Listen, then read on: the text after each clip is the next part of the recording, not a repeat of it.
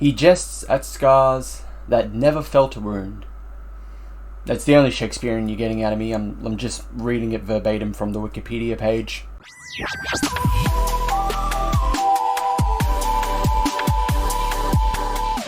Hello and welcome back to Madmen with a Box. I'm one of the Madmen, Oz Chris. I'm here to talk about He Jests at Scars, part of Doctor Who Unbound. And if you're not familiar with Doctor Who Unbound, it's very similar to Marvel's What If, alternate timelines, alternate takes on characters, particularly for this one, alternate takes on the Doctor, such as, what if the Doctor never left Gallifrey? What if the Doctor was never the scientific advisor to UNIT?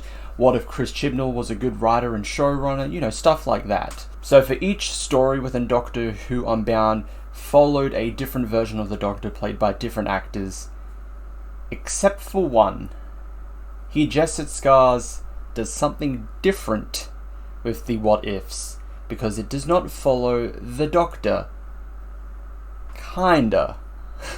It instead follows the Valeyard.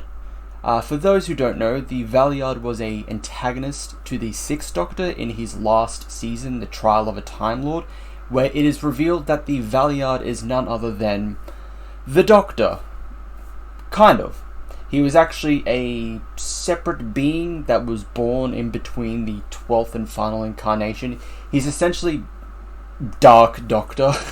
He's the darkness of the Doctor. Listen to too many My Chemical Romance, and probably stayed at home, contemplated cutting his wrists and just being all dark and edgy, bleached his hair black eye, all the dark stuff. I could keep rambling on, but we have a story to talk about.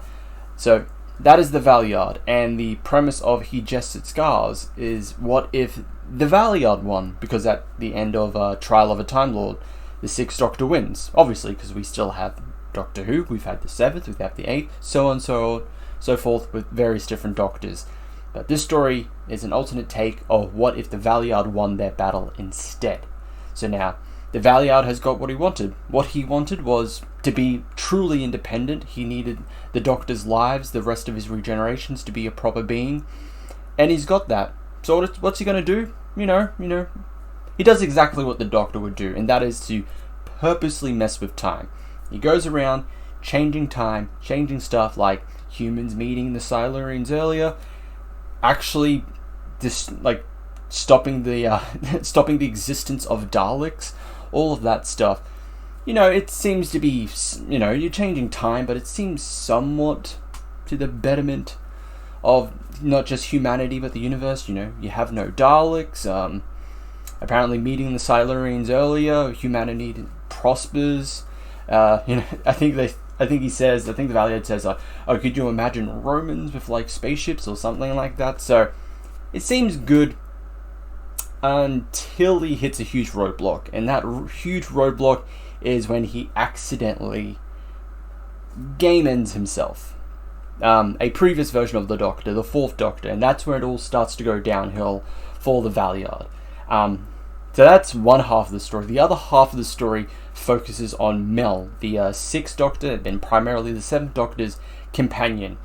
She is sent by the Time Lords to stop the Valeyard, because they have now realized what he is actually doing and how much of a detriment to the universe the Valeyard's existence is. They originally thought, hey, he could be a better agent for us than the Doctor. The Doctor has always had his morality. He's never really played, to the book with us. He's a renegade. But the Valeyard, he's actually doing some good stuff. Hey, we told the Fourth Doctor to kill the Daleks. He didn't. What a pussy. But the Valeyard, he just yeah, rightio, killed them.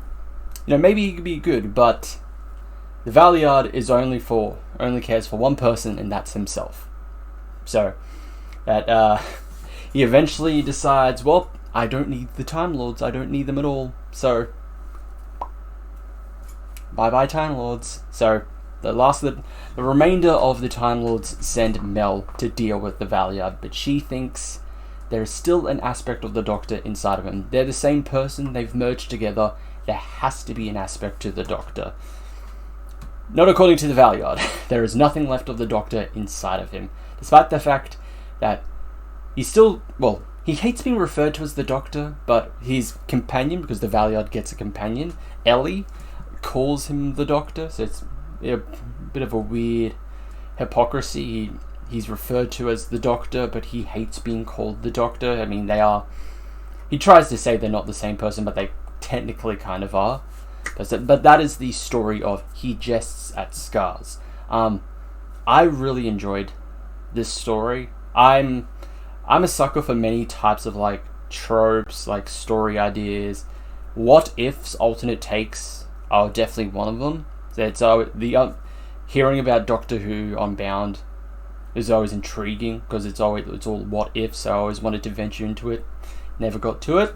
And having now ventured into Big Finish, no time like the present, or the future, or the past. Wibbly wobbly. But I finally delved into it. But He Jests at Scars was the one that really kind of stood out because it's not really about the Doctor, it's about the Valeyard. And I know, the idea of not just like alternate takes, alternate like universe, just Doctors, but also like alternate like potential incarnations, because that's always been a thing in Doctor Who. Is like, oh, this is a potential incarnation. You know, you had like the Curator in Day of the Doctor. Oh, he's a potential incarnation, or like an alternate timeline potential incarnation. You know, you had stuff like that. You had like the things like the Watchers. You know, from the end of the Fourth Doctor's time. That's actually his future incarnation, just appearing like prior to his death, and then they merge and become the Fifth Doctor. They actually do make a reference to that the Valeyard is essentially like that, but fully independent, has its own will. It doesn't exist to be a thing that merges with the incarnation that dies to create the next one. He's his own thing that wants to exist separately from the Doctor, and will do anything to achieve that, which we see in, Trial of a Time Lord, and then even more so in here when he accidentally kills the Fourth Doctor, and he's like, oh, I have to fix this, I need to exist. So I really enjoyed this story. It was such a treat. I know the Valeyard returns, kind of. I'm saying kind of a lot. It's the real thing you have to do that comes with like the Valeyard. He's not the Doctor, but he's also the Doctor, so you got to use it, kind of. But the Valeyard kind of returns, I believe, in a 8th Doctor story. I don't know the details about that, but he's referred to as the War Valeyard, so I assume he returns during the last Great Time War, so during one of the 8th Doctor stories in the Time War, I believe. Because I know that there was it's weird because there's the War Doctor, then the War Doctor Begins, which is a prequel, and then you have 8th Doctor Time War, which is a prequel to the War Doctor, but also a prequel to the prequel, the War Doctor Begins. So I think it's in that one, or maybe it could be in the Gallifrey Time War series. I don't know. I'll get to it eventually. There's so much with Big Finish, and I've made the decision with at least the 8th Doctor to go from the beginning. So I have a lot of stories to listen to, a lot of stories to buy, a lot of money spent.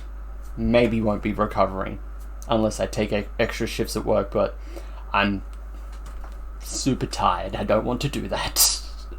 But that is my review talk. Oh, I didn't even give a rating. To this. I always give a rating to this. I would give this an 8 out of 10. I really enjoyed it. It was a very engaging, it was a very interesting concept.